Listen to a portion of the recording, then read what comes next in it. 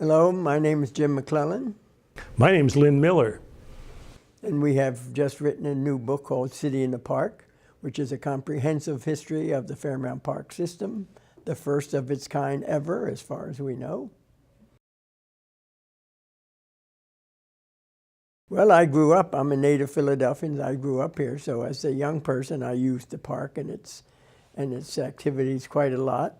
And as I get older, I use it even more because it has so much to offer. I'm not a native of Philadelphia, but the Fairmount Park system was one of the first things I noticed and appreciated when I moved to Philadelphia many years ago. And one of the fascinating things about doing this project was to realize that though, like most Philadelphians who've been here a while, we think we know the park, there's a great deal that we still had to learn, and it turned out to be a fascinating journey.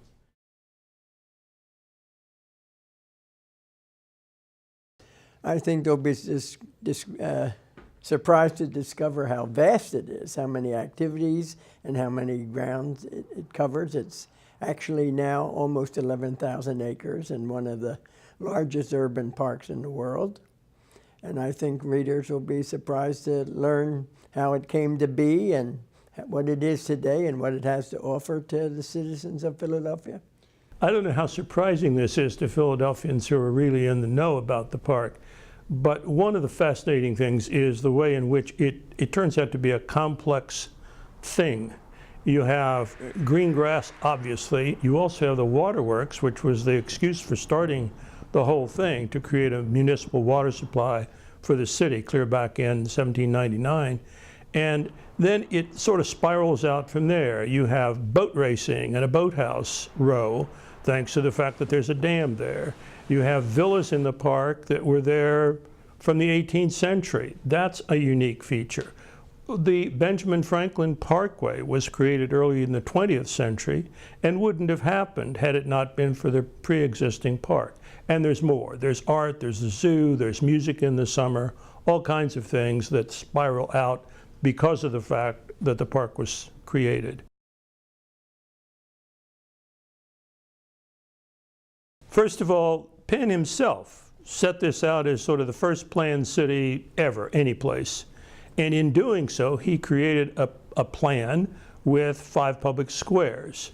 The 5th of those public squares is where City Hall rises today, but the other 4 are exactly in the places that Penn intended them to be. So we have parks from the very beginning of this city in the 1680s, and from that point on, it's not a very big jump until the time when a decision is made to create a park around the waterworks and keep extending it up the Schuylkill in order to try to protect the waterway.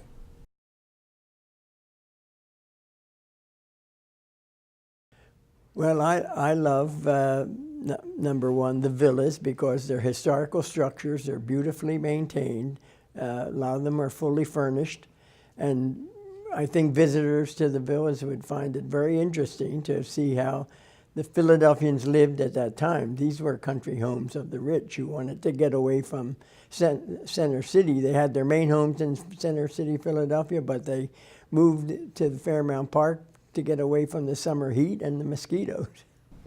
One of my favorite places is still the waterworks, especially since it's been so beautifully restored over the past 20 or 25 years. There's now a fascinating interpretive center in the old mill house of the waterworks, and I commend it to anybody who wants to learn more about that technology from the early 19th century. But in addition to that, it simply is a beautiful space.